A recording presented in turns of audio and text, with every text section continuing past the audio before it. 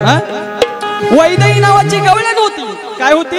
वैदई नावाची गवळण होती. हंडीचा विषय गायला म्हणून गातोय. समोरचा ताल सोडायला लागला. मी कधी आई बहिणीवरती गेलो, ही माझ्या बायकोवर गेली ना, अरे मला सवय नाही अशी कोणाच्या आई बहिणी जवायची. मी करीन ना बारी ती शास्त्रानं वार करीन, नाही तर बाज खुटीला लावून जाईन. बरोबर ना? म्हणून का सांगते, कसा गेला ग खालून तडा.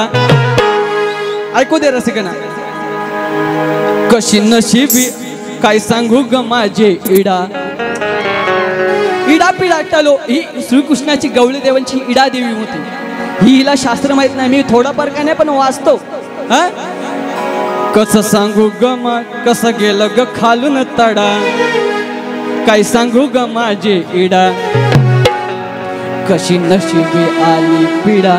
नशिबी पिढा आली आणि ह्या वैदईला आहे ना हंडीत असा ठेवलेला होता दही. त्याचा झोक काढला किडा आणि तेव्हा तो घट होतो. किडा पडल्यानंतर घट होतो, हे लक्षात ठेव. काय सांगू ग माझे इडा. कसा खालून गेला पिढा.